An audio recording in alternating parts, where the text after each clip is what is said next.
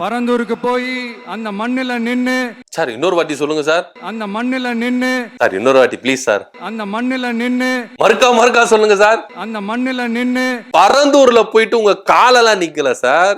நீங்க ஒரு வேன்ல போனீங்க, அந்த வேனுக்கு மேல நீங்க நின்னீங்க, அந்த வேனோட டயர் தான் அந்த மண்ணில் நின்று. பரந்தூர்ல போயிட்டு எல்லாம் நீங்க போயிட்டு அந்த மண்ணுல உங்க காலெல்லாம் படல. பொய் சொல்லாதீங்க சார். பொய் சொல்லி ஏமாத்தி இன்னும் எவ்வளவுதான் கைத்தட்ட போறீங்க. பரந்தூர்ல போயிட்டு வேனோட டயர் தான் நின்னுது கண்டி, உங்க காலு கீழே கூட இறங்கல. இது வரைக்கும் உங்க காலு எங்கன்னா கீழே இறங்கி இருக்கா? ரோடு ஷோ நடத்துறாங்க. இதே அதிமுகவும் நடத்திருக்கு, திமுகவும் நடத்திருக்கு, பிரதமர் மோடி நடத்திருக்காரு, எல்லாருமே நடத்துறாங்க. இறங்கி போறாங்க சார், ரோட்ல நடந்து போறாங்க சார். நீங்க எங்க சார் இறங்கவே மாட்டீங்களா சார்?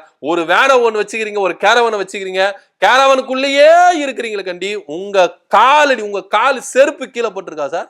இது வரைக்கும் எந்த இடத்துலயும் படவே இல்லையா சார்? ஏன் சார் இப்படி பரந்தூர் மண்ணுல போயிட்டு என் காலு பட்டுச்சு, என் ட்ரெஸ் பட்டுச்சு, அது பட்டுச்சுன்னு என்ன சார் நீங்க அடிச்சு விடுறீங்க? பயங்கரமா அடிச்சு விடுறீங்க சார். போங்க சார். ஆனா ஒண்ணு சார், தமிழக வெற்றி கழகத்துல நிர்வாகிகள் தான் பொய் சொல்லி இருப்பாங்க அப்படின்னு எங்களுக்கு தெரிஞ்சது. இன்னைக்கு தலைவரே இப்படி பொய் சொல்றாரு.